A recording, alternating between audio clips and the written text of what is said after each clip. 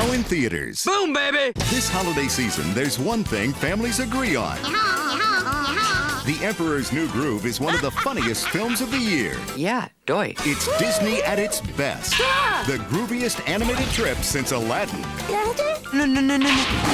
This holiday season's must-see gets 2 thumbs up.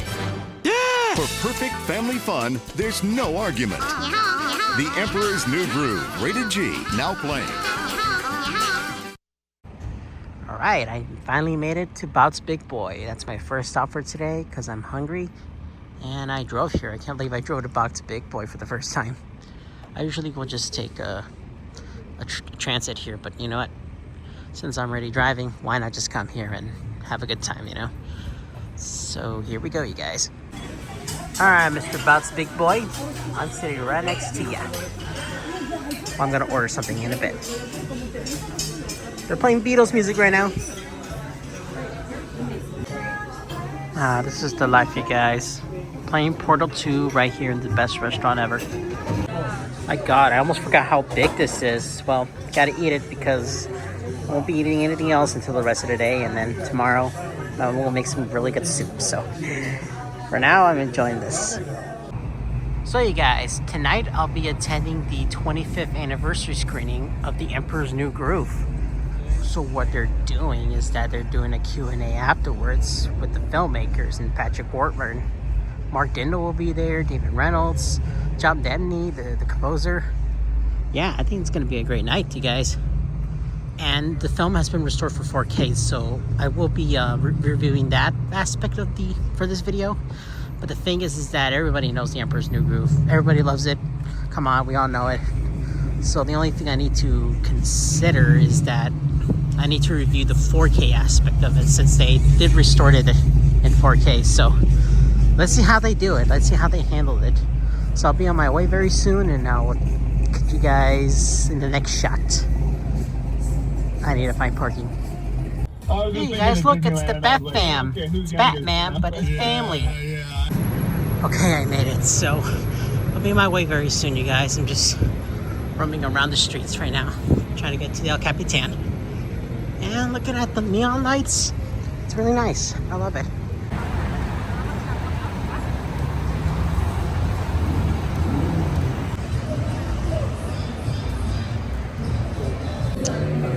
I got my poison, you guys, so I can't wait to turn into a llama very soon.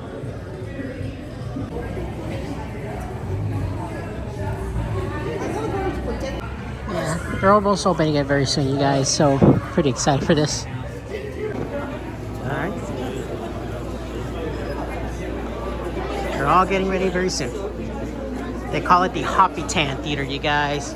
Oh, they got the vending machine. Cool.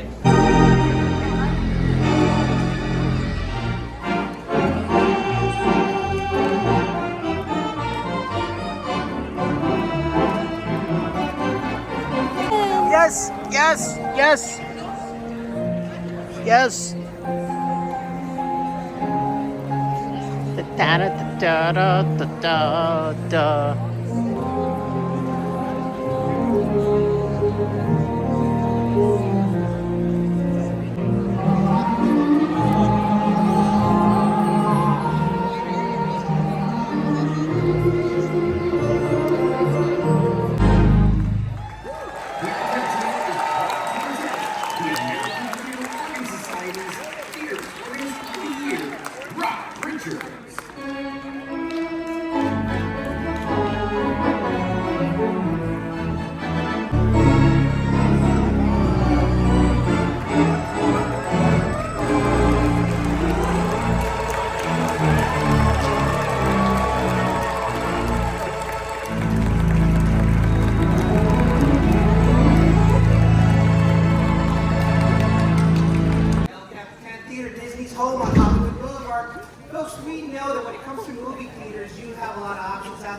But you chose to come here tonight. We are honored and proud to have you here today as our guest.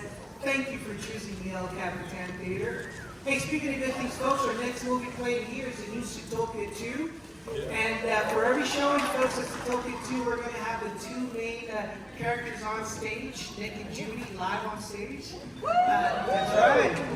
Tickets are on sale now. You can stop by the box office, or you can visit our website at elcapitantickets.com for more information. Also, before we get started, folks, just a couple of reminders. In the event of an emergency, folks, and we have to exit the theater, we have to evacuate the theater. Hey, we love to give away prizes. Tonight we got some prizes we're going to be giving away. That's right. We have some good ones, folks. We have the brand new 25th anniversary of the Emperor's New Groove soundtrack. These vinyls are autographed by tonight's panel. That's right, folks. All right, we got the 5 of these vinyls we're going to be giving away. And the way we're going to find out who gets to go home with the vinyl, everybody has a letter and a number at your seat. I need everybody to memorize your seat numbers. In just a second, someone's going to go home with the full vinyl autographed by tonight's panel. Again, if you're upstairs in the balcony, remember you guys are double letters. Orchestra down here, you guys are single letters. My good friend, your colleague, Brandon's going to call out the numbers. Now, if you call his name out loud enough, Brandon might take your number. All right, Brandon, give me a lucky number. First one is H101.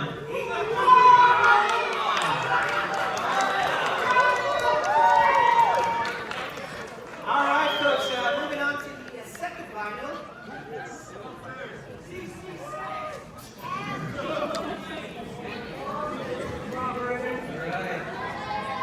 Looks like we have A103, A103 here at the orchestra. A103. We have the winner. Let's hear from the winner. Here we go, third vinyl, folks.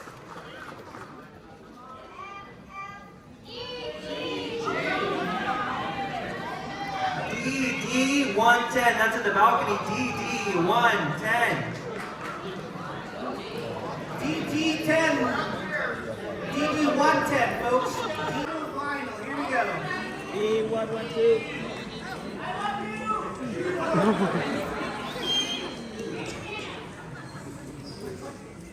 Come on, Brandon.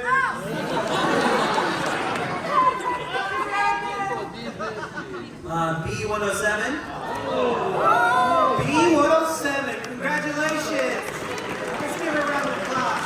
Please welcome our moderator for this evening, animation author and part of the management team for the production team of the Emperor's New Groove. Please help me welcome Tracy Miller-Zarnicki.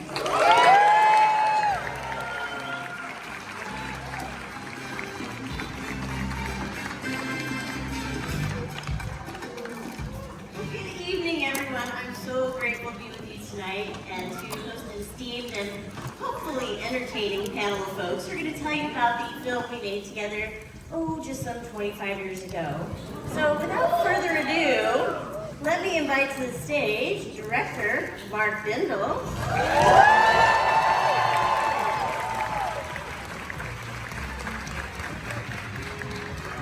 screenwriter Dave Reynolds,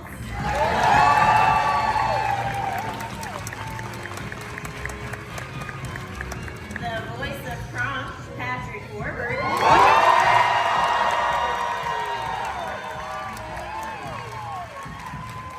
and composer John Stepney.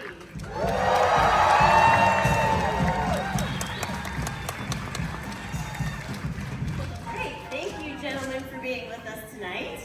And to get us started, let's go back a ways, before Cusco was a llama. And it'll all make sense.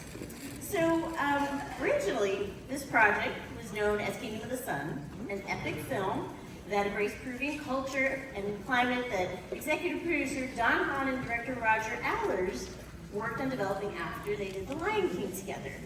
So that team also had the amazing and yet sadly now dearly departed Randy Fulmer as the producer, and later they added Mark Dindal to co-direct. Kingdom was a story loosely based on Mark Twain's The Prince and the Pauper, with a dash of fabulous villain thrown in for good measure. all set to be an epic musical with plenty of songs by Sting. So, as happens with the development process on many animated films, the story path you start on isn't exactly what ends up being the film you see at the end of production. And that certainly happened in a boom baby sort of way here, I would say. It was probably one of the most drastic pivots in Disney animated film history, shifting from that dramatic musical epic to a zany, buddy, comedy road trip thing. Something like that. So what I'd love now is to ask Mark to talk about the art direction of the Emperor's New Groove, and we've got some good stuff to show you in that way. So when I came on at the end of Kingdom of the Sun, and the production crew had just gone to Peru and visited Machu Picchu. I came on too late to go on that trip. Damn. But what they came back with, and you're seeing on the screen now, is just fantastic art that was inspired by the places that they visited. These are just, you know, 1/100th of the wonderful artwork that was generated at that time. And it's really inspiring, it's very imaginative. And our production designer, art director Colin Stimpson, did these pieces. I believe he did all of them. And the thing that struck me was that he was taking pottery and sculptures and things that they had seen there and had made them much bigger, changed their purpose or function. So here you can see the idol that was in a museum that they took a picture of, and Colin and company turned that into the temple, or the main sort of temple that Cusco lived in. And so I just thought that was so imaginative, it was so much fun, and I really encouraged him and everyone to just really embrace that notion and bring that sense of imagination into the movie. You want to talk about the Pool of Light? Oh, and these, Colin did these colored thumbnails. They're probably, I don't know, maybe an inch by an inch. Sorry. And, but you can see this, where he used the temple setting. This is from the end of the movie. And Colin would do these to indicate the color, the contrast, just the way the shots would be lit. And the rest of the departments really followed these closely. I just think these are beautiful. There's a whole set for the entire movie that he did. And they're just you know, so expressive. They get across exactly his intentions and made it very clear for everybody to follow.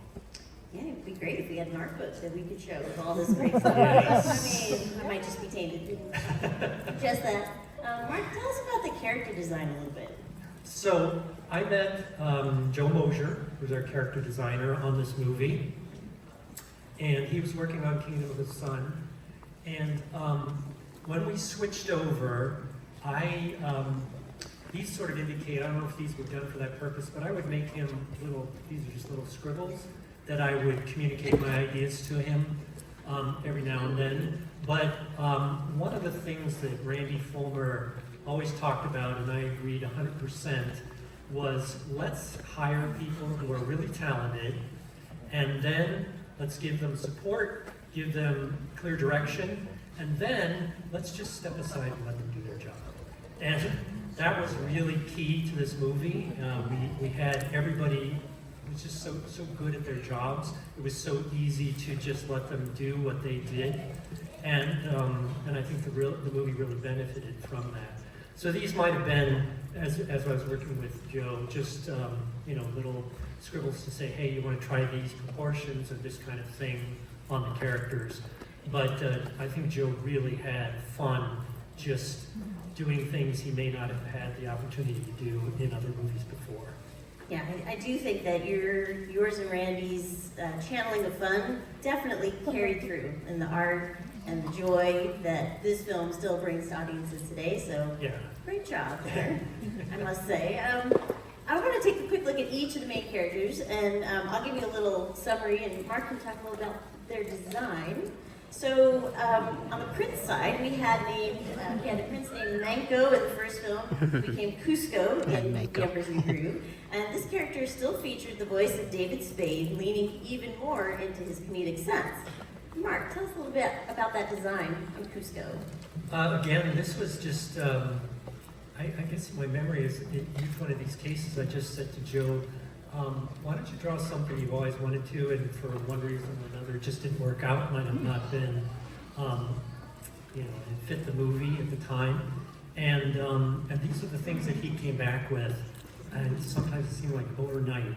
So I really felt there was a lot of creativity there that was just waiting to burst out of him. Yeah. And then we also had Pacha. John So Goodman. Pacha got quite the rework from being an easygoing young peasant who was voiced by Owen Wilson, actually. Originally. He turned into a strong and kind father figure, really played warmly by John Goodman. And Mark, what do we learn from this character design just by looking at him? Well, one thing I love about these characters, the design of them, if you see the four main characters, you just look at them and they're not speaking yet. You can really get a sense of their personality.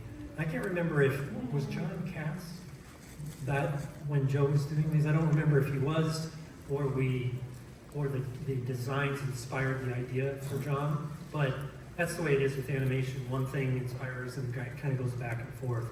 But I love the way that each character has a very distinct kind of shape to them, that if you saw them silhouetted walking towards you, you would know absolutely who they were. I remember it being when we were looking for a Pacha, we said, oh, it's a John Goodman character. Yeah. And somebody like John Goodman. Yeah. And so then Luckily. Joe started, luckily he answered John's the phone. like, yeah. Lo and behold, here's John Goodman manifested. All right, speaking of unique characters, Let the kid. we had Yzma. She was no longer seeking to bring back her youth and rope in the sun and things like that in the Emperor's New Groove version of the story, but she still wanted to be in power and was still voiced by the amazing Eartha Kitt, really playing into her wide range and her colorful energy. And Mark, tell us about her design. So Eartha was cast in Kingdom of the Sun. So we did Eartha and David. And so again, I just told Joe, just let loose. You can see on the one with the hips, the hip bone really curls over there. So we may have, it was a very minor sort of adjustments that we made for the film itself, but so much of this, as you can imagine, is inspired by her and her personality. I was a little bit nervous when we changed the character and went into a comedy, and so she came in and I was going to pitch her a board to see if she would be interested. And I probably, this is the old days when it's on paper and I'm pitching with a pointer stick, and I may have gotten 4 panels in. I was reading her dialogue strips, but she jumped up and just started performing right there, and all I did was just point as she went down the line of the storyboards. So I very much knew that she was game for this. Felt like maybe it was a character waiting to burst out of her as much as the designs were coming from Joe. She came into the conference room and did the most spectacular happy birthday to me. That was a special moment. Sure. Yeah. So, to round out the star quartet, we have There he is. the guy with the muscles who speaks squirrel. Kronk came in brand new to the Emperor's New Groove and was voiced by this gentleman right here, who you all know and love. Before we hear from that amazing voice, I'm just building up this here. I actually want Dave Reynolds to tell us about how this character came to be. Where did this character come from? When we switched over, and the backstory was when they said, oh yeah. So this is Chris Williams drew these characters, and Chris Williams had a drawing of a bunch of guards that all sort of looked alike, but there was this one guy at the end, and he had the Spade character come up and go, hey, what's your deal? And he just did sort of a deeper voice. He went, "What's my deal? I do 7,000 crunches before breakfast. I do this and this." And I turned around and I said to him, "Oh," I said, "Mark, it's that guy from Seinfeld. It's that guy from Seinfeld." They go, "We're talking about the guy, Buddy. They go, "What's his name?" "I don't know his name, but it's Buddy. It's that guy. He's the voice of this guy." Because we were looking for a sidekick for Yzma. Because just as Mark was saying, Eartha was Yzma in the parking lot, walking to the stairs. Like, she was Yzma. It was always a pleasure for us to meet her. She will tell you that. It's a pleasure. She knew who she was. So anyway, once I kind of came up with the idea of Kronk, and through Chris Williams, who drew these great sketches, I just had his voice in my head, and then we had to kind of track down who he was and see if he was available. No. So anyway, that was it, and it just became that very quickly. And I'll tell you a story later about how he got into the movie finally. But I saw that, I heard him. That was Kronk. Yeah. So now let's hear Patrick. How do you find Kronk's true voice in this moment? Like, how do you manifest Kronk? I was so inspired. I grew up just, living and loving Disney. My earliest memories are Disney. So I had an opportunity to be in a Disney film. And, I got 4 pages. You're all very secretive with your... That's all we had. Yeah, but Kronk and Yzma, and I had to figure out who Kronk was, and they showed me some art, and then just decided, came up with some ideas of what Kronk might have sounded like. And it occurred to me not long ago that, Kronk could have sounded dark, which would have been curious. We're gonna miss the dessert that I worked so very hard. Might have been an interesting angle to go, but just decided to make him a little bit sweeter. Poison.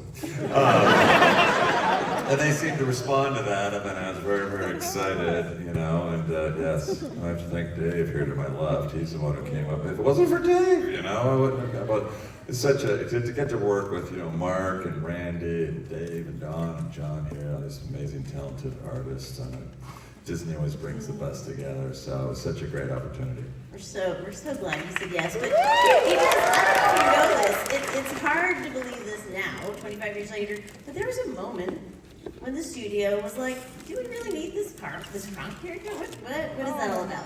So Dave, I think you should tell this story about this. So we were introducing the the introduction scene of Yzma, and it's that shot where he said, this is my advisor Yzma, dinosaurs roam the earth, that line right there, okay? So we had that, and we kind of pushed in, and they go, "Oh, this is her right-hand man, Kronk," right? And he didn't say anything, so he just did a pratfall off the stage, right? So we showed it to the executives, and they said, "Oh, that's great, but we don't need the bodyguard guy. We don't need that guy." And we're going, "Oh, whoa, well, we think he could be really funny for us." And they said, "Well, we were running really late. We only had a year and a half to make the whole movie from scratch, and they would have to create a whole new animation team for that character and everything." And we said, "Just give us a shot." And so so Tom Schumacher was great, and he says, "Okay, Dave, write a scene. Let's see what you got. What can this guy do? Whatever it was." So I turned to him. This is at the end of the meeting. I turned to him. I go, "What do you want to do?" And he goes, "All right, well, just write the dinner party scenes." And I said, "We don't have it." And I said, "Yeah, And I said, the idea was he tries to poison him and he messes up. That was it. So I came home. This is my thing to save this guy. I don't even know. But anyway, I came home and I start typing, and I think of Eartha, and she throws open the curtain like Norma Desmond in Sunset Boulevard, in my opinion. If you're old enough to. If you ask your folks, your grandparents, I guess. So, and she says, "Is everything ready for tonight?" And then I just stop for a second. I go, "I think we start with soup and salad and see how we feel." Like that. Oh my God, he's worried about the dinner, like this. And I start laughing like this. I'm typing it up. I go, "Oh my God." And my wife, swear to God, she's here. She came walking through, and I go, "Oh my God, he's worried. He's not poisoned. He's worried about the dinner," like this. And she goes, "Oh, that's great. That's okay." That's right. And she literally they closed the door and I was off. So I wrote the whole scene, the whole dinner party scene in 15 minutes. Next day, I come in, I give it to him. We start laughing, cut like a little cut, which I'll talk to you about later. And then we gave it to Chris Williams. Chris Williams turned it around in a couple days. Yeah, it was so fast. And he added a little thing about dessert and coffee at the end. and we turned around, and so like 4 days after saying we can't afford, we don't want this guy, or this character rather, we repitch it to the studio heads, and in the middle of it, Peter Schneider, the head of the studio, just bursts out laughing. He's the head of it. He goes, "Oh my God, he's worried about the dinner." Oh my God, he's worried about the dinner, like this. And everybody laughed, and then at the end of it, Tom Schumacher just turned to me and goes, "Well, Dave, looks like you saved your character." So that's how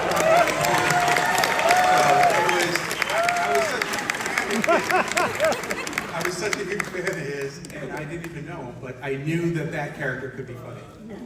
So Patrick, how many times since then have you been asked to make spinach puffs or, but really what I want to ask you is, Kronk was one of your first animated roles, wasn't it? It was early in your animation career, and I mean, what's it like now? Because I think I was trying to keep up with your IMDb page. I was scrolling and scrolling. Because you've voiced so many amazing characters. What does it feel like to be the voice of this pop culture icon, but so much now? It's amazing. Well, Kronk will always be the most special, really, truly. And I can say that 25 years later, it was just such an amazing opportunity, and so special to be a part of that. And I love it. I love doing what I do, but yeah, there's always going to be a very special place, in my heart for that. But it was right in the beginning, yeah.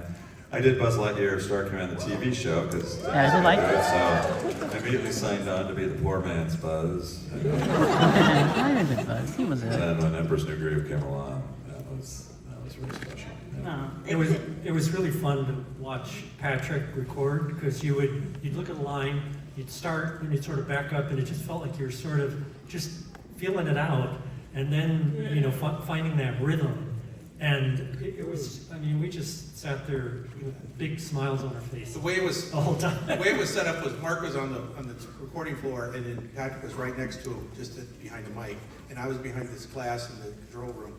And the first time he came in, when we were pitching to try to get him in the movie, he came in, and there was other people that the studio wanted, but we were so locked on him, and he came in, he just looked at him, and he goes, "Hey, he's Mom." Mark turns around to me and he got ready to go, keep going. And we knew from the he said hello. Yeah. That was it. And I just have to add that this movie, there was no script, which is really rare today. We would just come to work. We had a beat board of drawings. Some of those, like that one of Cusco there in Isma, I think might have been one of them. So we kind of knew what we were doing. We would just come to work every day and go, okay, so what's the next scene? And we'd talk about it, Dave would go write it, and then we get it boarded. I have to, I'm grateful the studio trusted that we would have a movie at the end. But I have to say for Patrick, he and the other actors only got, like you said, 4 pages. I don't know that if you ever asked or if I could explain what was going to happen at the end of this movie, but just your willingness to go along and just go with it is so appreciated, because that just made it so much fun. We weren't worried, so we didn't worry, and I don't know. I just felt like, I always say this movie was like we were at the kids' table at Thanksgiving dinner, and we just got to laugh and have fun as long as we didn't break any dishes. That sounds about right. And it couldn't have happened to a nicer guy to join us in this ride. So thank you, Patrick, for saying yes to our wackiness. It was wonderful to have you be part of it. Such a vital part of it. So terribly blessed and privileged and honored, this day to be a part of it. David would have been here, I guess, what they're having like a 13th anniversary of, one of his movies. I think he's having dinner with Rob Schneider or something. Grown Ups 2 down the street. He would have been here. I could see him. Where is Davey? I called him. That was in the basement. But it's nice that you Is that where you met David Spade? Or That is where I met. Yeah. No, we did a series Then you together went for on 7 years. Rules of Engagement? Yeah. Yeah. Yeah. I love Davey, but he's a little bit of a princess. Where is he? Let's let it rip. Let's go. Let's go. Let's go right now. All right, let's not badmouth him anymore. Let's switch into music because. All right, this is where I shine. No. Enough, Dave. We do have some other people speak about that. So obviously music's a very important part of the film experience, and we did have Sting hang in there with us till the bitter end with 2 songs appearing on the final soundtrack. But one of them was sung by Tom Jones. Mark, do you want to talk about how Tom came into the mix? I actually don't remember. John, did you yourself? I have no idea.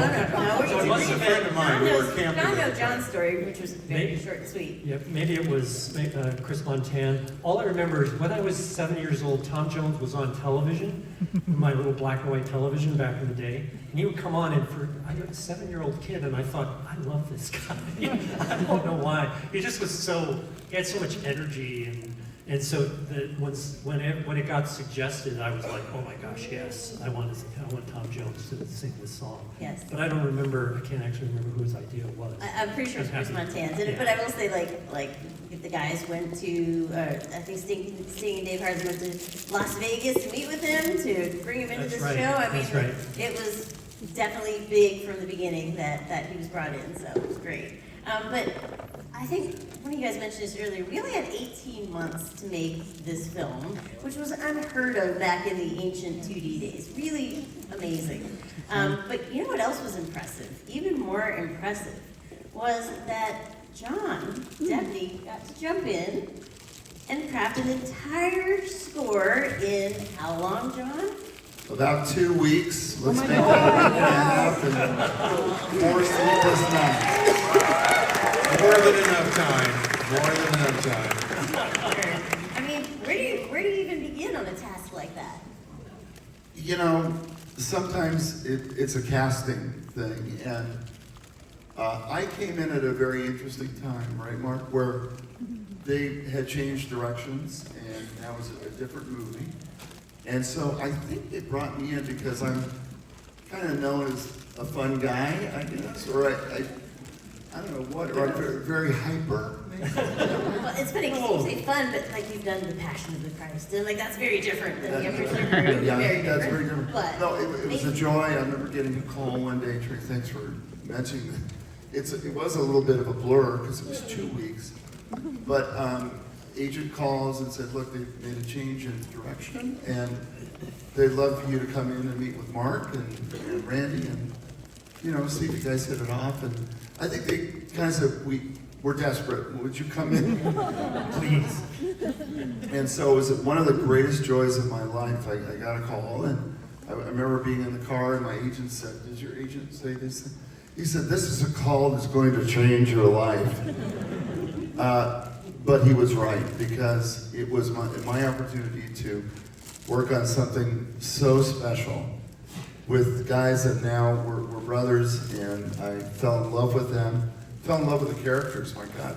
I remember watching this for the first time, some kind of rough cut, and it just being floored by your performance and Eartha's performance, and then there's Sting writing these beautiful songs. So I was sort of the guy that came in and just sort of they wanted me to stitch it all together, quote some of those great song melodies, and write some other melodies of my own, and that's what we did. I don't know how we did it, but we did. I don't know how you all did it either. And it's amazing, and that's why we're here 25 years later. I can't even believe it. So it's probably just about time to officially dim the lights and actually start rolling this film, but I do have a few parting thoughts that I want to share. First of all, I want you to consider The horse. coming back here. The freaking horse. To enjoy Patrick in his latest role. Patrick will be Mayor Wind Dancer in Utopia 2, which opens next Wednesday, am I right? I'll be seeing on Tuesday. Movie coming out. A little indie, we gotta support that. There you go. A little movie you might have heard of. So that's coming soon. In further appreciation of the Emperor's New Groove's 25th anniversary, you can enjoy it again and again on digital and Blu-rays as of December 9th. What's even more awesome is the studio's film preservation team spent months restoring and remastering the film, which is a version that you are going to see tonight for the first time ever in 4K. Super exciting. So with that, I would like to thank our panelists for their time and energy tonight and 25 years ago.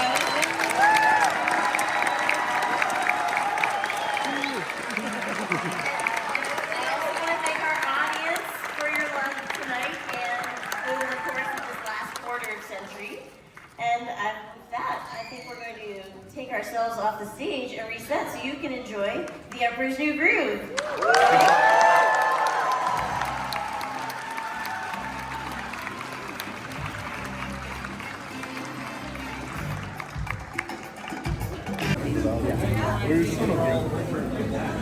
This is so. Alright, so I'll be heading out very soon, you guys. Had a blast. The 4K restoration was great. And I need to deal with the ticket violation, so I will get that out of here very soon. Okay, you guys, so I finally made it home safely. Man, I can't believe I drove all the way to Burbank to here again. Oh my goodness.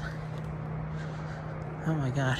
Well, I'm capable of driving, that's good. And just rewatched The Emperor's New Groove for the first time in a very long time. I don't remember the last time I watched it. I think it was earlier this year. So yeah, obviously the movie, it's classic. It's one of the best comedies out there. But yeah, the 4K restoration, I think they did a great job with it. I think they restored it pretty well. The colors are more bright. The details are much better.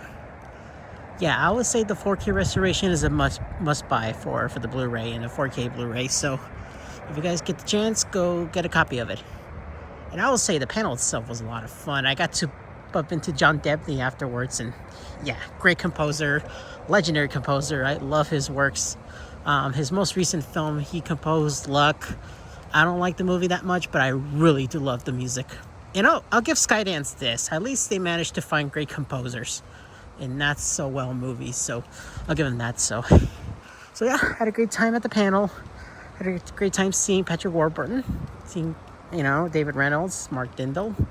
Wish I could have talked to him, but they were rushing him out of there. So usually Capitan Theater will let us have a conversation with the filmmakers. I guess it wasn't the right time, so I would say I had a good time with that. What else? Yeah, David Reynolds is mentioned. Yeah, okay, I already mentioned him. Patrick Warburton. Yeah, so I will say I hope you enjoyed the video, I guess. Ooh, shout out to Micah from the Emperor's New Podcast for saying hi to me. Yep. Luke Ski as well. He popped up again out of nowhere, so it was pretty cool. And yeah, made it home safely, you guys. So I'll be heading back in. I think it's gonna rain very soon because I don't want to get wet. It's a little windy right now, so yeah. So overall, you guys, I had a lot of fun. So I will say I see you all next time, you guys. Comment, subscribe. Thank you again for 1.6 thousand views. And no, 1.6 thousand subscribers. And almost to 1,500 followers on Instagram. So my Instagram is growing pretty well. So it's going great. Oh, and little update. I managed to get a Q&A screening for Zootopia 2 next month. So that's a holiday gift for you guys. So you're getting that for Christmas. And the review will be for Zootopia 2 will be out within next week, or at least this week as of this recording. So overall, thank you guys for watching and all. So yeah, y'all have a good night, you guys.